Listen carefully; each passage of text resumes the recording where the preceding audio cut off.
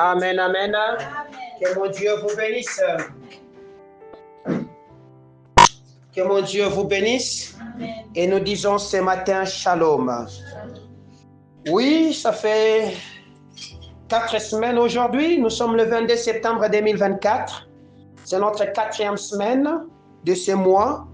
Nous sommes en train de cheminer petit à petit vers la fin de cet enseignement. Je pense que le dimanche prochain, nous allons conclure la série des enseignements qui nous a été accordée par la grâce de notre Dieu, afin de vous les faire parvenir pour que vous arriviez à atteindre les objectifs que le Seigneur vous a assignés. Amen. Et cet enseignement parlait de passons à l'autre bord. Et le dimanche passé, nous avons parlé de comment il a fallu changer ses vêtements.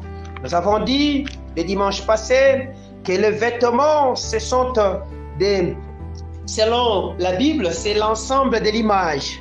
L'ensemble de cette image que je véhicule, je porte, j'entretiens, qui me colle à la peau et me caractérise à l'intérieur. Alléluia.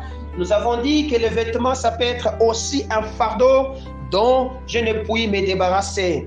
Nous avons dit que nous portons des vêtements en fonction des circonstances et en fonction des événements. C'est comme ça que des fois, dans certaines cultures, il y a des gens qui porteraient des vêtements sombres pour caractériser leur état intérieur qui est l'amertume ou la souffrance qu'ils sont en train de traverser. D'autres porteraient des habits lumineux, des habits clairs pour manifester la joie. Alléluia. Alors, nous avons dit qu'on reconnaissait du temps de Jésus les mendiants, les lépreux et certaines catégories de personnes à partir de leurs habits. Or, toi qui es ici, on peut aussi facilement te reconnaître à cause des habits que tu portes. Ces habits, c'est ce que je dis, l'image que tu véhicules. Et voilà pourquoi le Seigneur, quand il dit « passons à l'autre bord », il veut que nous puissions changer l'image que nous sommes en train de véhiculer. Tu peux te dire que tu es aussi merveilleusement bien par rapport à tout le monde, tu es en train de véhiculer une bonne image. Malheureusement, ce que la société reçoit de toi n'est pas ce que le monde, ce que toi tu es en train de te nourrir à ton fort intérieur. Nous avons donné l'exemple d'un homme qui s'appelait Bartimée. Cet homme, quand il a compris que ça n'allait pas dans sa vie, la Bible me dit, il s'éleva et se débarrassant de son manteau d'aveugle et de mendiant alla à la rencontre de Jésus.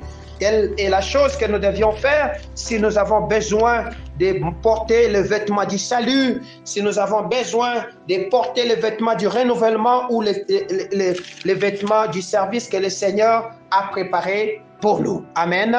Ce matin, nous poursuivrons notre enseignement et nous voulons aborder quelque chose de spécifique qui va essayer d'effleurer tant soit peu la continuité de l'enseignement que nous avons commencé le dimanche passé. Cela est tiré du livre de Marc, chapitre 5e, le verset 5, et d'Ésaïe comme texte d'appui, 53, le verset 5e. Alléluia. Nous allons les lire dans la version Louis II, 1910. Nous commençons avec Ésaïe chapitre 53, le verset 5e. Voici ce que Ésaïe est en train de prophétiser. Il dit ceci dans le nom de Jésus-Christ. Il dit ceci, mais il était blessé pour nos péchés, brisé pour nos iniquités. Le châtiment qui nous donne la paix est tombé sur lui. Et c'est par ses meurtrissures que nous sommes guéris. Amen, amen. Lisons encore Marc chapitre 5, le verset 5e. Dans le nom de Jésus-Christ. Amen. Voici ce que la parole me dit dans la même version. Il était sans cesse, nuit et jour, dans le sépulcre et sur les montagnes, criant, se meurtrissant avec des pierres. Alléluia. Il était sans cesse dans les montagnes et dans les sépulcres, criant et se meurtrissant avec des pierres. Ce matin, je parle de se meurtrir. Alléluia. Comment sortir de cet état de choses qui bloque beaucoup de gens? Beaucoup de gens sont en train de se meurtrir à leur fort intérieur. Et beaucoup de gens ne savent pas comment en sortir de cette situation. C'est comme ça que je suis allé un peu loin pour chercher à comprendre les détails de cette histoire. Lorsque vous lisez dans le dictionnaire humain, Larousse et tout ce qu'il y a comme dictionnaire, le terme martyr, alléluia, signifie, en un mot clair, c'est blessé par une forte, choc ou une forte compression qui laisserait sur votre peau une marque ou une ecchymose. Alléluia. Au sens figuré, nous dirons, moralement parlant, c'est se blesser moralement parlant ou blesser son esprit. Alléluia. Voilà pourquoi, lorsque le Seigneur nous dit, allons à l'autre bord, il veut que nous puissions quitter, après de longues années, des lieux où tout nous retient. Alléluia. Parce que nous pouvons être sur des lieux qui nous blessent. Nous pouvons être aussi à des endroits qui ne sont pas favorables et qui ont laissé des impacts négatifs sur notre personne intérieure qu'on appelle le moi. Alléluia. Et ainsi, beaucoup de gens se retrouveraient blessés, bloqués dans ces pièges là-bas. L'histoire que nous parlons aujourd'hui, c'est l'histoire d'un homme. Cet homme que nous avons commencé à étudier depuis 4 semaines, c'était un fou. Lorsqu'on le caractérise, on dit il était nuit et jour en train de crier et de se blesser avec des pierres. Il était nuit et jour. C'est ça la situation de beaucoup de gens. Vous pouvez croire qu'il dort alors qu'il est en train de se meurtrir. Vous pouvez croire qu'il marche alors qu'il est en train de se meurtrir. Au travers de cet enseignement, nous allons comprendre c'est quoi ce meurtrier et comment s'en sortir. Parce que lorsque Ésaïe prophétise, il dit Jésus a tout accepté. Il a accepté de s'humilier, il a accepté de se blesser et que par ces meurtrissures, que nous puissions maintenant recevoir la vie. Donc, ce n'est pas un homme de rester bloqué dans un carquois ou dans une prison de meurtrissure. Alléluia. Il faut s'en sortir ou s'en débarrasser. Voilà pourquoi, lorsque le Seigneur Jésus constate, voit qu'il y a un homme qui est blessé et qui est bloqué à un endroit, il a tout laissé, il est venu à son rescousse. S'il vient ce matin, c'est qu'il sait aussi il y a des gens qui sont dans une forme de piège du diable et ils ne savent plus comment s'en sortir. Alléluia. La Bible définit le terme martyrsure au travers le texte grec comme étant le mot qui correspond dans le langage grec, ça veut dire katakopto. Alléluia. Katakopto signifie couper en morceaux, tuer, battre, découper, mutiler ou entailler. Alléluia. Cela veut dire que cet homme était en train de se couper à des morceaux. Il était en train de s'entailler. Il était en train de se mutiler. Alléluia. Il était en train de se battre lui-même. Voilà ce que cet homme était en train de faire. Donc on peut prendre tous ces concepts, tous ces mots, le remplacer dans les textes pour essayer de comprendre qu'est-ce que cet homme était en train de faire. Alléluia. Mais maintenant, je me suis posé la question, mais quelles sont les sources qui amènent un homme à se meurtrir? Quelles sont les causes qui poussent un homme à se meurtrir? Alléluia. C'est que vous allez comprendre que la plupart des personnes qui sont bloquées dans cette situation ou qui sont en train de se meurtrir, ce sont des gens qui ont eu à traverser des moments très difficiles, qui sont par exemple... Ils ont subi des crimes violents. Alléluia. Ils ont subi des querelles domestiques. Ils ont traversé des disputes qui ont laissé des empreintes ou des impacts dans leur mémoire. Ils ont traversé des moments de combat. Ils vivent dans des conflits. Ils sont dans des malentendus. Alléluia. Ces choses peuvent constituer des sources qui alimenterait ce qu'on appelle votre état de déprime morale et qui vous briserait et qui vous bloquerait. Est-ce que je parle bien? Alors posons-nous la question de savoir, est-ce que votre âme est blessée? Parce que lorsque nous voulons étudier cet enseignement, nous ne voulons pas l'étudier sur le plan charnel, mais nous étudions le niveau que le diable attaque le plus. Je l'ai toujours dit, c'est dans ce que nous appelons l'âme. L'âme constitue les sièges de combat, les sièges d'attaque, les terrains que le diable attaque et les terrains que le Seigneur veut aussi déposer sa vie. L'âme, c'est ça le pont qui nous relie avec l'esprit. L'âme, c'est le pont qui nous relie avec la chair. Et c'est comme ça, dans les trois fonctions de l'âme, il y a l'intellect, il y a les émotions, il y a la pensée. C'est-à-dire, le diable vient pour attaquer soit la pensée, soit les émotions, soit l'intellect de la personne, afin de les détruire. Donc, cet homme que nous parlons ici était en train de se briser ou de se meurtrir, de s'entailler, de se battre, de se mutiler avec des pierres.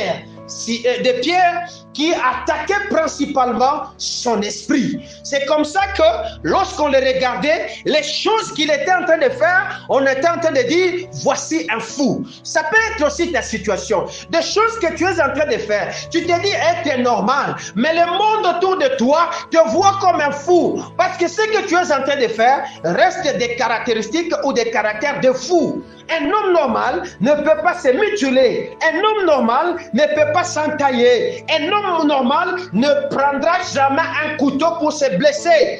Mais toi, ça fait beaucoup de temps, tu as pris des couteaux. Tu as pris des choses qui sont en train de blesser la personne intérieure. Or, le Seigneur dit quoi? Il dit, il est toute personne qui détruit sa maison. Alléluia. La maison que le Seigneur s'est construite, ce n'est pas sur la dimension de la chair, c'est au niveau de notre âme. Alléluia. Voilà pourquoi on dit, il a sauvé son âme. Dans la bataille de Moïse sur la montagne, le diable est en train de se cafouiller le corps. Mais le Seigneur avait déjà sauvé l'âme de Moïse. Alléluia, parce qu'il en avait besoin. L'âme ne meurt pas, l'âme enregistre, l'âme prend tout et le garde. C'est à ce niveau là-bas qu'il y a des inscrits de ta vie. C'est à ce niveau là-bas, lorsque tu seras devant le tribunal de Dieu, on va défiler ce qui a été enregistré dans ton âme, afin que tu saches, afin qu'on voie. Alléluia.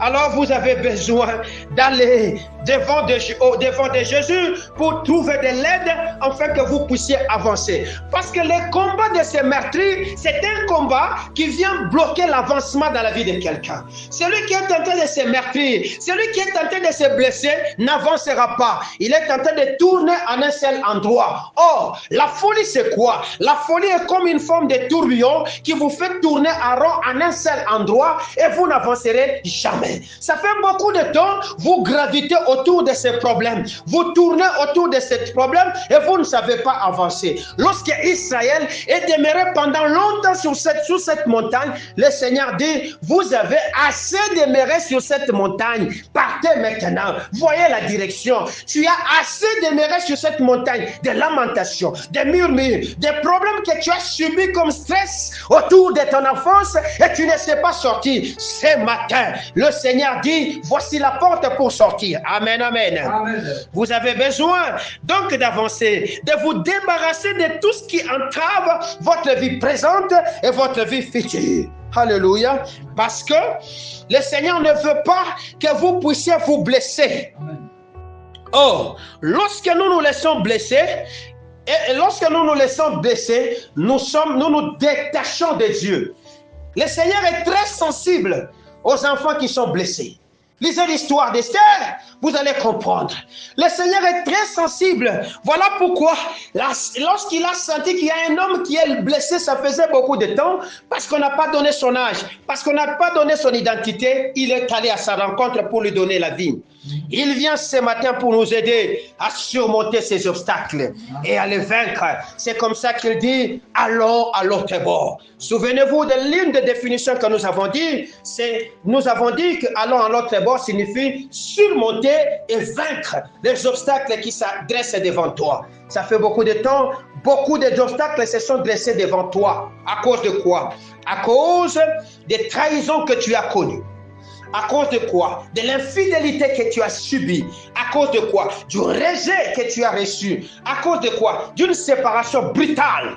qui est arrivé dans ta vie, à cause d'un deuil profond, d'un membre que tu aimais profondément, que tu as gardé. Le diable t'a gardé dans ses pièges. À cause d'un abandon, lorsque tu as grandissé, ton père t'a rejeté. Et cela a laissé des impacts, a laissé des inscrits. Mais aujourd'hui, tu es en train de grandir, tu ne sais pas comment t'en débarrasser. Bien-aimé, il est temps de tourner le dos à ces problèmes. Parce que le Seigneur dit quoi dans Ésaïe chapitre 43? Ne considérez plus ce qui est ancien. Et voici, je vais faire quelque chose de nouveau. Quand tu es sur des considérations anciennes, le nouveau ne viendra pas. La régénération n'apparaîtra pas et la vie ne viendra pas. Vous avez donc besoin de renverser, vous avez besoin de réaliser, vous avez besoin de croire. Parce que le diable vient attaquer les 3 dimensions. Renverser quoi? Renverser les émotions négatives qui vous combattent et qui vous accusent à chaque instant. Croire, réaliser quoi? Réaliser que Jésus vous aime et qu'il a préparé une bonne vie sur laquelle il veut que vous puissiez avancer. Croire à quoi? Croire que c'est encore possible, quel que soit ce que tu as subi dans ton enfance, c'est encore possible avec Jésus. Quel que soit le temps que tu passes, c'est encore possible. C'est comme ça que le diable, sachant les 3 dimensions de ces 3 verbes que je viens de vous donner, il viendra pour le combattre, parce que la bataille n'est pas charnelle, la bataille elle est spirituelle. Est-ce que je suis ensemble avec vous? C'est le moment que le Seigneur a choisi. Afin qu'il vienne pour te sortir de ces profonds trous. C'est le moment que le Seigneur a choisi. Afin qu'il vienne pour te guérir de cette maladie qui a longtemps perduré dans ta vie. Car il est écrit quoi? C'est par ces meurtrissures que nous sommes guéris. Il se peut que tu es malade, non pas physiquement, mais moralement. Il se peut que tu es malade, non pas dans ta chair, mais moralement. Et ça fait beaucoup de temps que tu n'avances pas. Alléluia. C'est comme ça que le Seigneur m'a enseigné 5 profondeurs, 5 grandes choses qui peuvent constituer des graves maladies sur lesquelles le diable va vous enfoncer pour que vous ne puissiez pas voir le jour et sur lesquelles tu vas commencer à te meurtrir. Nous avons dit, les pierres, ce sont des choses que nous utilisons pour nous entailler. À l'époque ancienne, on utilisait des pierres comme des couteaux pour couper. Or, je ne sais pas quelle pierre, toi, tu es en train de prendre sur ta destinée et qui t'enfonce aujourd'hui, dont le Seigneur dit, laisse, abandonne, parce qu'il a besoin de toi. 5. Jusqu'ici, vous pouvez en trouver beaucoup, mais j'en ai énuméré 5 dans cet enseignement. 5 qui ont fait que des hommes dans la Bible ont perdu la faveur.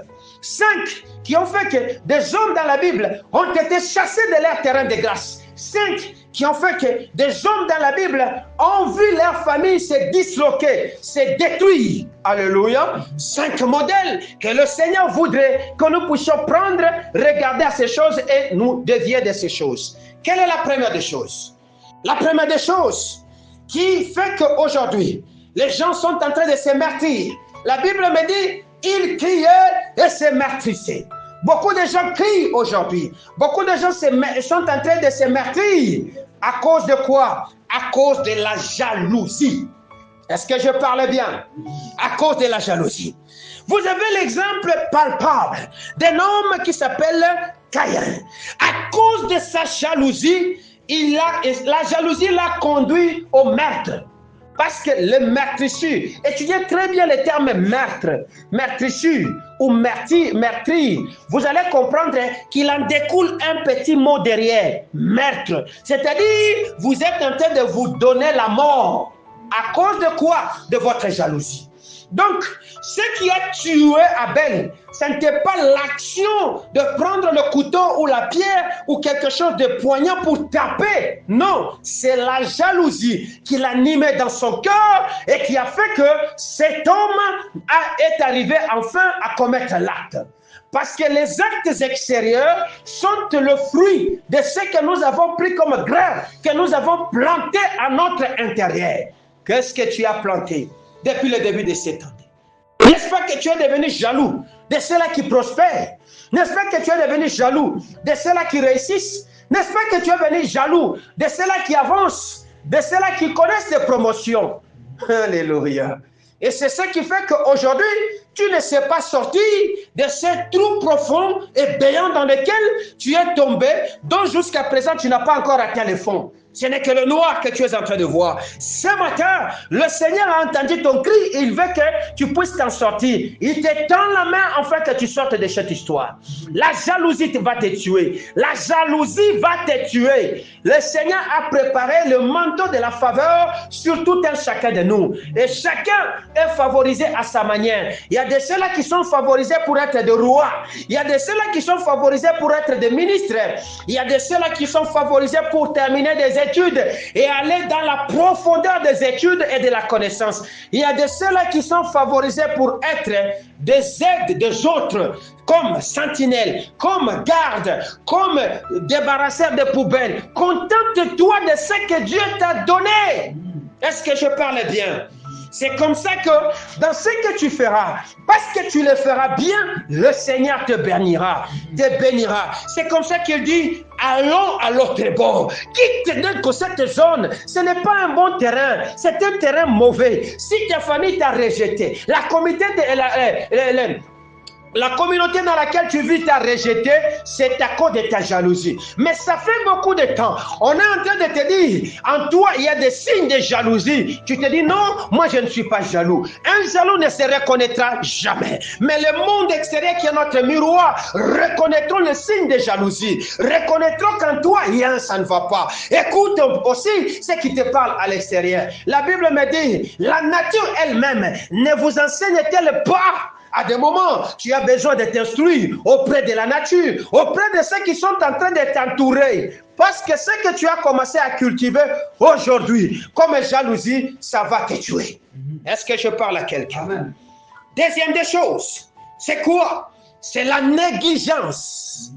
Deuxième pierre que ces fous étaient en train d'utiliser, c'était la négligence. La négligence. La négligence a fait que Saül a perdu sa bénédiction. La négligence. Ça fait beaucoup de temps que le Seigneur te parle. Réveille-toi, commence à adorer. Tu ne veux pas. Ça fait beaucoup de temps que le Seigneur t'a dit, prends la Bible, médite. Tu vas trouver les clés des inconnus de ta destinée. Tu ne veux pas. Ça fait beaucoup de temps que le Seigneur t'a envoyé pour aller voir cet homme, afin que tu lui parles. Tu ne veux pas, tu es resté négligent. Un peu de négligence et la pauvreté te surprendra. Si tu es pauvre aujourd'hui, c'est parce que tu aimes trop les lits de la négligence qui conduit à la paresse. Les négligents, ce sont des paresseux. Ce sont des gens qui aiment obtenir facilement, avoir facilement, acquérir facilement. Voilà les négligents. Lorsque tout le monde se donnerait à travailler, lui, il n'est pas là. Parce qu'il croit à des choses qui tomberaient du ciel comme des cadeaux de manne qui étaient tombés au temps de la traversée du désert. Or, le miracle pour arriver, il faut le préalable pour préparer le miracle. À l'annonce de Canaan, Jésus qui préparait l'annonce de Canaan et quoi? Qui assistait à cette fête, lorsqu'il a manqué de vin, il a donné des préalables pour qu'il fasse le miracle. Il faut des préalables. Et lesquels préalables, c'est quoi? C'est qu'il a besoin que tu sois un véritable adorateur. Il a besoin que tu sois quelqu'un qui l'aimerait de tout ton cœur. Toi, tu aimes Dieu parce que tu as besoin du travail. Tu aimes Dieu parce que tu cherches l'argent. Tu aimes Dieu parce que tu veux qu'il puisse combattre pour toi. Tu aimes Dieu parce que tu vois que la bataille de ta famille s'est vraiment acharnée sur toi. C'est comme ça que tu t'attaches à Dieu. L'amour que le Seigneur veut que nous puissions lui attacher, c'est l'amour qui n'a pas d'intérêt. Est-ce que je parle bien? Tu as commencé à perdre beaucoup de bénédictions. Est-ce qu'on est ensemble? Est-ce qu'on peut se concentrer ici? Tu as commencé à perdre beaucoup de bénédictions parce que ça fait un temps, tu es devenu négligent. Négligent à t'instruire. Négligent à chercher à connaître. Négligent à chercher à apprendre. Négligent dans beaucoup de choses. Alléluia. Ce matin, tu as besoin de sortir de ce filet qui va te faire perdre la bénédiction. Ésaü a perdu sa bénédiction à cause de la négligence de la grâce qui était sur lui. Troisième des clés de pierre que cet homme est en train d'utiliser, c'est quoi? L'orgueil. Alléluia. L'orgueil. Bien-aimé, s'il y a des choses que l'Éternel n'aime pas, s'il y a des choses qui ont fait que Satan soit chassé, c'était l'orgueil. Or, l'orgueil naît de l'envie. Alléluia. Quand on envie trop, on deviendra aussi orgueilleux quelque part. Parce que c'est notre zone d'entraînement. Jusqu'à ce qu'on atteindra le sommet de tout. Et on va s'enfermer dans ce qu'on appelle l'orgueil. Un orgueil n'aime pas des conseils. Un orgueil n'aimera pas des reproches. Un orgueil n'écoutera personne. Un orgueilleux croira qu'il se contente, qu'il est tout en tout. Alléluia. Un orgueilleux ne prendra pas le bateau avec les autres. Un orgueilleux préférera être seul parce qu'il croit à sa connaissance, parce qu'il croit à sa force, parce qu'il croit qu'il est tout et il connaît tout. Voilà ce qui t'enferme. Et voilà que la traversée de cette mer de Génézareth pour aller de l'autre côté dans le territoire des Gadaréniens, Jésus avait besoin de 12. Même si les 12 n'ont rien fait, Jésus avait besoin d'eux. Tu as besoin de ton entourage, des gens que le Seigneur a mis à tes côtés, a prédisposés pour toi et qui pourront te faire asseoir sur la majestueuse chaise que le Seigneur a préparée pour toi. Gédéon avait besoin de ces gens. C'est comme ça que lorsque le temps est arrivé, le Seigneur lui a dit, tu sonneras la trompette. Alléluia. David avait besoin des gens qui pouvaient l'aider à reconquérir son trône qu'il avait perdu. Jésus-Christ lui-même avait besoin de 12 qui pouvaient le faciliter d'atteindre certains territoires alors qu'il était Dieu. Qui es-tu pour que tu puisses croire que tu te suffis en toi-même? En essayant d'être tellement orgueilleux, Saül a perdu la royauté. La royauté qui est sur ta tête est en train de s'effriter. Le trône, la couronne est en train de vouloir tomber de ta tête à cause de ton orgueil, à cause de ce que tu fais. Voilà pourquoi tu es en train de te meurtrir. C'est un profond, c'est un ciseau, c'est un couteau tellement puissant que tu utilises qui est en train de t'entailler. Et le combat de l'orgueil, c'est le combat de la destinée. Les orgueilleux, quand le diable libère le démon de l'orgueil sur quelqu'un, c'est qu'il a libéré un soldat vaillant pour combattre sa destinée, pour qu'il ne puisse pas siéger dans la royauté. Et pourtant, que nous dit la loi? Il a fait de nous un royaume, un sacerdoce royal autour de Jésus. Tu es un roi, je suis un roi. Pour entrer dans le festin qui nous viendra l'année prochaine, tu as besoin de te libérer de ces sales habits qui s'appellent l'orgueil et de rester humble. C'est alors que le Seigneur te lèvera et tu vas fêter avec nous en octobre. Je parle à quelqu'un ici. Est-ce que je parle bien? La quatrième des choses, quatrième pierre, c'est l'immoralité. Alléluia. Dieu n'aime pas les immoraux. L'immoralité de David lui a fait perdre son enfant et le privilège de construire les temples. Parce que Dieu a dit, tes mains sont tellement sales. Toi, tu ne construiras pas, mais ton fils va construire à cause de son immoralité. Alléluia. Cette immoralité qu'il entretenait a fait qu'ensuite, il a assisté au déchirement de sa famille. Comment les enfants commençaient à s'entretuer, il y a eu de l'inceste, il y a eu toute forme de saleté dans la famille à cause de cette immoralité. Les immoraux sont souvent aussi comme des gens qui n'aiment pas écouter. Ce sont des pervers.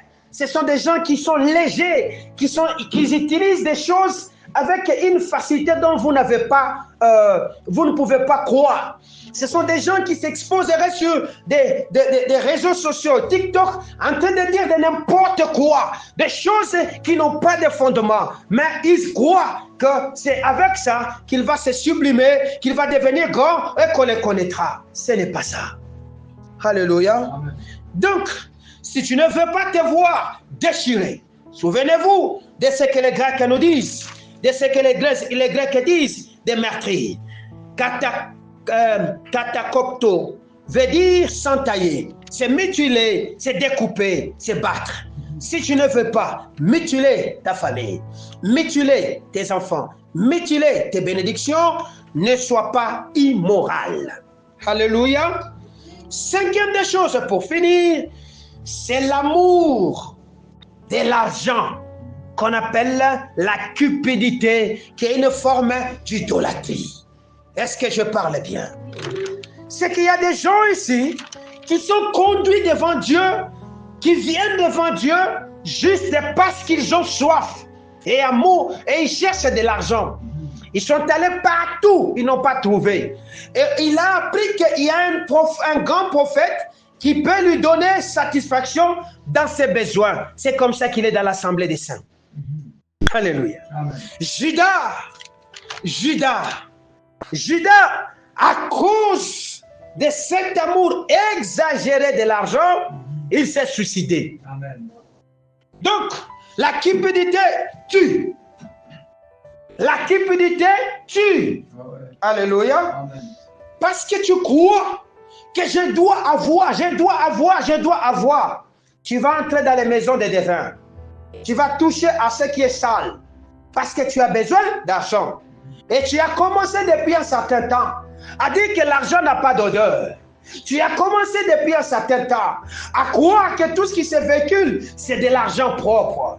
Et tu en cherches avec un amour qui n'est pas l'amour de Dieu. Sache-le que ce que tu es en train de faire, c'est de l'idolâtrie. Et tu es en train d'appeler maman. Et tu es en train d'appeler, comment on appelle les dieux de l'argent? Tu es en train d'appeler maman lui-même. À s'asseoir sur ta destinée. C'est parmi les généraux du diable. Est-ce que tu sauras les combattre? Lorsque cet homme vient, ce démon vient, il vient pour tuer. Tous ces gens qui ont cherché à amasser de l'argent, à la fin de leur destinée, ils sont morts. Est-ce que je parle bien? Remarquez l'histoire des présidents africains qui n'ont jamais voulu abandonner le pouvoir. Ils ont amassé tellement de richesses. À la fin de leur vie, c'était quoi? La mort. Il y a un temps, tu dois lâcher prise. Il y a un temps, tu dois abandonner parce que Dieu ne veut pas. Ce qu'il attend de toi, c'est que tu lui donnes ton cœur. Il dit, mon fils, donne-moi ton cœur. Mais ton cœur est où? Ton cœur est dans l'argent. Et tu crois que pour avoir de l'argent, il faut beaucoup de travail. Il faut beaucoup de je ne sais pas de quoi. Bien-aimé, je l'ai dit la fois passée, je le répète encore ce dimanche en disant ceci. Ce n'est pas à la force et à la sueur de multitudes de corvées que tu te donnes que tu vas t'enrichir. Le manteau de la richesse n'est qu'une faveur que le Seigneur donne à qui il veut. Amen. Il y a des gens qui se sont enrichis sans l'effort ou le moindre courage dans ce qu'ils ont mis. Alléluia. Amen. Ils se sont enrichis. Depuis un certain temps, tu te prives de sommeil, tu te prives de repos, tu te prives de tout. Tu crois qu'en multipliant ces choses, que tu vas joindre l'argent. Oui, tu peux avoir de l'argent. Mais que fais-tu de cet argent? Alléluia. Parce qu'il ne suffit pas d'amasser l'argent, mais il faut aussi avoir la connaissance de gestion de l'argent. Alléluia. De ce qui tombe sur tes mains. Or, Dieu ne donne pas tout à un homme. Il y a des choses qu'il équilibre. Il y a des choses qu'il va équilibrer. Je ne te dis pas d'abandonner le travail. Je ne te dis pas d'abandonner la recherche. Mais je dis de mettre tout en priorité comme qui? Dieu. Ensuite, viens mettre tes paliers. C'est alors que tu réussiras dans ce que tu entreprendras. Amen. Je ne sais pas pourquoi l'Esprit me renvoie trop sur l'histoire de cet homme qu'on appelle Josué. Josué n'a fourni aucun effort pour conquérir Canaan, à part obéir aux préceptes et aux lois que le Seigneur lui donnait. Et quand il était devant la bataille la plus féroce de Jéricho, cet homme n'a rien fait à part tourner le matin. Et le peuple de Jéricho était même en train de se moquer de lui. Mais quand le temps est arrivé, Jéricho est tombé sans l'effort de qui que ce soit. Le blocage, la limitation, les rejets, les difficultés, les déserts, la pauvreté que tu combats aujourd'hui ne tombera pas à l'aide de courage, de multitudes de corvées que tu te donnes. mais par la faveur et la grâce de Dieu, sous les préceptes et les inscrits de l'Éternel, que tu vas obéir. Est-ce que je parle bien? Voilà au moins 5 pierres qui étaient en train de caractériser et qui caractérisent beaucoup d'entre nous aujourd'hui. Et donc, quand le Seigneur nous voit, il nous voit comme des fous. Et c'est comme ça qu'il est venu en ce mois de septembre. Il dit, mon fils, descendons un peu pour voir ses enfants. Il est venu avec des gens autour de lui pour te délivrer, toi, de ces choses dont tu utilises pour te meurtrir. Nuit et jour, il était sur les montagnes, il était dans les sépulcres, il criait et se meurtrissait avec des pierres. Nuit et jour, tu es dans des jangwa, tu es sur la rue, tu es n'importe où, tu cries et te meurtris, croyant que tu auras. Bien-aimé, tu n'auras pas. Tu n'auras pas. Tu n'auras pas. Jésus seul a besoin de nous guérir. Amen. Jésus seul peut nous apporter ce que nous sommes en train de chercher. Amen. Jésus seul peut nous aider. J'aimerais qu'on lise un texte avant de finir. Nous sommes dans Galates, chapitre 5e, le verset 21. Je vais écouter un peu Paul, ce qu'il donnait comme instruction. Galates, chapitre 5e, le verset 21.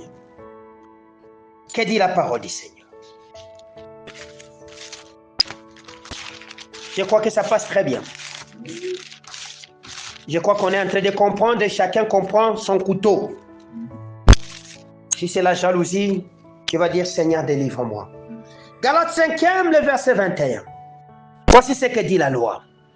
L'envie, l'ivrognerie, les excès de table et les choses semblables, je vous dis d'avance, comme je l'ai déjà dit.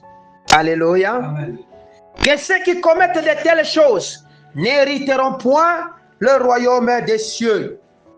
Alléluia. Je veux qu'on aille un peu loin, qu'on commence seulement au verset 14e, et au verset, 19e. Il dit, or, les œuvres de la chair sont comment? Manifestes. Ce sont l'impudicité, l'impureté, la dissolution. Nous mettons ça dans la catégorie des immoralités. Alléluia. L'idolâtrie, la magie, l'inimitié, les querelles, les jalousies, les animosités, les disputes, les divisions, les sectes, l'envie, l'ivrognerie, les excès de table et les choses semblables, tellement qu'il y en a trop. Il n'a pas cité ici. Il dit que ceux qui commettent de telles choses, en d'autres termes, ceux qui sont en train de se meurtrir avec de telles choses, n'hériteront pas du royaume de Dieu. Hériter, c'est quoi? L'héritage, c'est l'ensemble de la richesse qui nous a été préparée et léguée, que nous devions manifester sur la terre et dans le ciel. Il y a des choses que le Seigneur a déjà préparées pour toi. Mais parmi les choses qui te bloquent et qui empêchent que tu hérites à ces choses, c'est ton envie, c'est ton orgueil, c'est ta dissolution. Ce sont ces choses semblables dans lesquelles tu te retrouves, que le Seigneur dit, quitte aujourd'hui.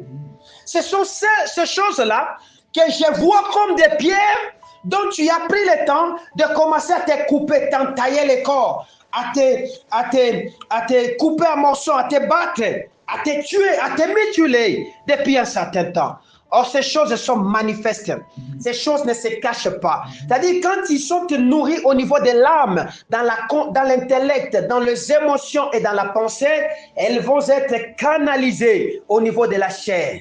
C'est-à-dire, avant de tomber dans l'immoralité, on l'a déjà conçu dans son âme, on a réfléchi à cela, et l'occasion nous étant donnée, nous mordons. Amen. Un voleur ne vole pas sans avoir conçu, sans avoir préparé. C'est-à-dire, ce sont des choses réfléchies, des choses que tu connais. Le Seigneur dit, allons à l'autre bord. Le Seigneur dit, allons à l'autre bord. ces choses peuvent devenir comme des fardeaux. Souvenez-vous de ce que j'ai dit. J'ai dit que les vêtements peuvent devenir comme des fardeaux que je porte et que je véhicule. C'est que tu caches aujourd'hui, dont nous ne connaissons pas, nous te laissons le temps. Dans les jours qui vont venir, nous les verrons parce qu'elles sont manifestées. Elles ne se cacheront pas. L'immoralité de David ne se cachait pas. Parce que quand le temps est arrivé, il en avait sorti les griffes. Et la conséquence, sa famille s'est déchirée. Il a perdu beaucoup de faveurs. Et pourtant, c'est lui qui était l'ami de Dieu, que le Seigneur avait préparé, qui devait construire le temple. Il n'a pas su construire le temple. Pourquoi? À cause de ces choses. Alléluia. Qu'on lise encore un autre texte. Hein? Matthieu chapitre 5, le verset 21. Que dit la parole? Matthieu chapitre 5, le verset 21, la Bible me dit ceci dans la même version. Vous avez entendu qu'il a été dit aux anciens, tu ne tueras point. Celui qui tue et celui qui tuera mérite d'être puni par les Juifs. Alléluia. Mais moi je vous dis, quiconque se met en colère contre son frère mérite d'être puni par les juges. Que celui qui dira à son frère Raka mérite d'être puni par les Sanhédrins, et que celui qui lui dira insensé mérite d'être puni par le feu de la guerre. Vous voyez? Tu ne tueras pas, c'était dans la loi. Mais la colère, le Seigneur n'aime pas. Les injures, le Seigneur n'aime pas. Alléluia. Il a donné des préalables ici. Et pourtant, tu es le champion des crimes. Tu es le champion des querelles. Tu es le champion des disputes. Tu es celui-là qui te bat avec tout le monde. Tu es dans des conflits. Tu es dans des malentendus dont on ne sait pas définir aujourd'hui. Tu es devenu une personne qu'on ne sait pas contrôler. Et tu es en train de te meurtrir. Tu te dis que mais jusqu'à quand je vais avancer courageusement sur le chemin que le Seigneur m'a donné. Tu n'avanceras pas. Ce que tu as besoin, c'est que tu sortes de ces choses. Parce que tu es dans des conflits, tu te sens trahi, tu te sens abandonné, tu te sens séparé et tu es seul. Parce que le diable, avant de te tuer, il va t'isoler et te mettre seul. Là, maintenant, il va prendre son arme lourde et il va te tirer avec cette arme là-bas pour te faire exploser. C'est comme ça que cet homme était depuis longtemps nu, sans vêtements. Donc, avant que ces choses ne commencent, il avait des choses en lui. Est-ce que je parle bien? Dieu veut que vous fassiez quoi en conclusion? Renverser, réaliser et croyez. Alléluia. Renverse ces choses que tu nourris dans ta tête. Ne vous bornez pas seulement à écouter. Va faire le travail de cette semaine de dire non, je ne te croirai plus. C'est du passé. Maintenant, je vais avancer. Tu ne sais pas pardonner. Tu es toujours dans la même chose. Tu reviens dans la même chose. Tu reviens dans la même chose. C'est comme ça que vous n'avancez pas. À des moments dans la vie, il faut avancer. Quand tu dis j'ai pardonné, j'ai pardonné. Quand tu dis que je laisse, tu as déjà laissé et pars. Tu ne peux pas traîner ton fardeau, en même temps tu tiens à Jésus. Le fardeau va peser plus lourd et tu finiras par tomber. Ne considérez plus ce qui est ancien. Voyez ce que le Seigneur veut faire, car c'est le plus beau des choses, les plus belles des choses qu'il a préparées pour vous. Nous avons besoin de renverser les émotions. Or, les émotions, c'est parmi des pièges terribles. Il y a plusieurs formes des émotions. Et les négatifs, alors, les émotions négatives que vous accumulez deviennent comme des toxines, comme des poisons qui sont en vous, qui se libéreraient en vous. Vous verrez les effets de ces choses, même sur votre peau. Donc, vous étiez clair, vous commencez à devenir sombre. Vous aviez une bonne masse, vous commencez à vous agiter. Commencez à vous inquiéter sur la nourriture. Commencez à vous inquiéter sur la vie. Commencez à croire à tout ce qui est négatif. Vivez comme les Congolais modernes qui croient que tout est négatif. Vous ne réussirez pas. Mais si vous décidez de sortir de toutes ces choses que les Congolais ont cultivées année comme culture et commencez à vivre, vous verrez les merveilles de ce pays. Vous vivrez comme les étrangers qui sont en train de vivre ici. Ils verront la richesse partout. Est-ce que je parle à quelqu'un? Réalisez que vous n'avez pas à passer le reste de votre vie à subir la souffrance morale. À subir la souffrance morale. Vous devez abandonner ces choses. On vous a injurié, d'accord? Ça changeait quoi dans votre nature? On vous a. Mais ça changeait quoi? Croyez qu'il est possible de vivre la merveilleuse vie que le Seigneur a préparée pour nous. Alléluia. Parce que cette vie, c'est maintenant que le Seigneur a choisi de le manifester pour toi. Amen. Voilà pourquoi il est venu. Alléluia. Amen. Voilà pourquoi je dis ceci en conclusion. Notez que une fois que Jéricho est détruite, elle ne devait plus être rebâtie. N'est-ce pas ça? C'est ce que Josué avait dit. C'est-à-dire, une fois que tu as abandonné toutes ces choses, jalousie, tu as abandonné la négligence, l'orgueil, l'immoralité, l'amour exagéré de l'argent, tu ne dois plus rentrer dedans. C'est ça ton Jéricho qui est tombé ce matin. Alléluia. Parce que nous ne devons pas revenir sur les choses anciennes. Dieu a déjà réglé cela. Nous devons faire quoi? Avancer. Jésus veut nous guérir. Mais l'ennemi veut aussi faire quoi? Nous détruire. C'est à toi de choisir. Si tu choisis que l'ennemi, il va te détruire. Si tu choisis Jésus, il va te guérir. Que mon Dieu te bénisse. Amen.